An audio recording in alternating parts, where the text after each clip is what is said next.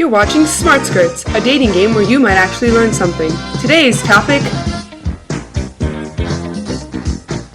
Welcome to another riveting episode of Smart Skirts. Today I have the pleasure of introducing our three intellectually stimulating bachelorettes, the dominant hegemonic position, the negotiated code, and the globally oppositional code. And here's our host, Richard Dickey! Thanks, Kurt! I was particularly interested in an ace section of Stuart's Hall book on the theories of encoding and decoding, where he describes the various ways consumers can relate to an advertiser's message in media. The viewer, for example, must successfully decode the message created by advertisers. If the viewer interprets the message incorrectly, it means the advertisers have failed. Let's get an idea of the way viewers can respond. Help me out here, Kurt! Our first bachelorette, the dominant hegemonic position, will knock your socks off. If you choose her, you'll always properly decode what the message senders have encoded. She'll always let the advertisers get their way. Our second lovely lady is the negotiated code. You'll understand what the advertisers have encoded, but you're going to decode it so it works for you. She likes to please, and it usually means you're saving some green. Our third participant is Miss Globally Oppositional Code. She's a tough cookie who never properly decodes the message. This code means reading each message and rejecting what the message senders have encoded. Thanks, Kurt.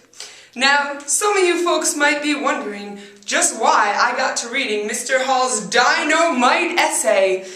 Reason is, there's been a lot of talk lately about how active or passive we are as consumers. Now, I'd say you're all active enough. Any more active and you'd be off your couches and I wouldn't have any viewers. Harrington and BLB sure got it right when they said, the popularity of any given cultural text is dependent on an integrated relationship between producers and consumers. If you're buying what they're selling, then they got their message out clearly. Success! However, as the smart Mr. Stuart Hall observes, if no meaning is taken, there can be no consumption. So without much further ado, let's just see how these ladies operate. Now watch closely, ladies. Kurt's gonna roll a clip, and then we'll get back to you and see what you've got to say about it. Hey, it's Fitz with Slap Chop. You're gonna be in a great mood all day because you're gonna be slapping your troubles away with a slap chop. Now look, here's a potato. One slap, you got big chunks for stews. Two slaps, home fries in a second. And look at this. When you add a mushroom, the more you do it, the finer it gets. You have to switch in grades. Now, you love salad, you hate making it. You know you hate making salad. That's why you don't have any salad in your diet. Watch this. One slap, salad. I love pizza too, but once in a while, get the veggies in. At least throw it on top of the pizza. You're gonna change your eating habits. Soup, coleslaw stuff, you want 5 seconds? 4 or 5 seconds, it's done. This tuna, looks boring. Stop having a boring tuna. Stop having a boring life. Add this tuna, put it here like this. Now you're gonna have a nice tuna salad. Look at this. I clearly have a boring life. I only eat cheese pizza and tuna from the can. I need that slap chop to spice up my life. You know, eating salads or putting veggies on pizza sounds like a good idea, but I think I'm just gonna buy a high-quality French knife set, just like the one my mother had. She always said cooking with those French knives made the food taste more romantic. Don't you just love... Okay, why don't we let Miss Sass over here have a chance? I don't need anything to help me chop food. My fingers work just fine, and so do the knives I already bought. Their new AT&T BlackBerry, it's 4G, so you can do more faster. So Catherine, post more YouTube videos of your baby acting adorable. Baby, on it. Matt, ignore me and keep updating your fantasy team.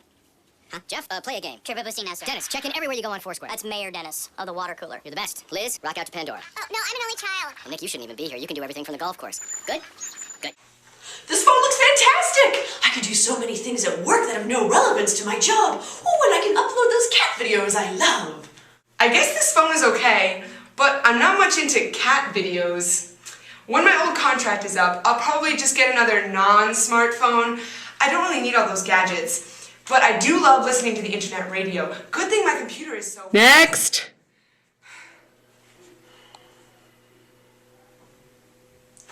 I write letters and don't use the internet. I don't need a fancy phone. I prefer not to be constantly bombarded with frivolous things. I would certainly never shirk my duties at work. So, Richard, what have you learned today? Well, Kurt, I'm glad you asked. This has certainly been an interesting episode.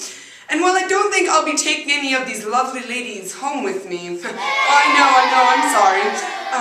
I will certainly remember them every time I see a commercial.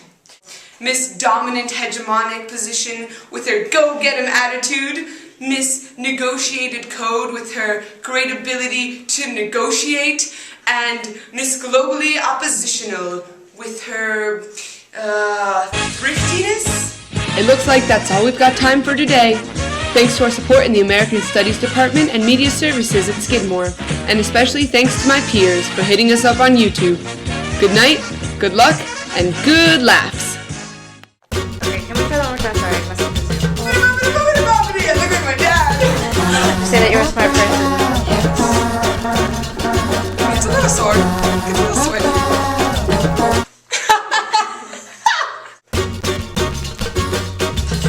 Popularity of any given cultural text is dependent on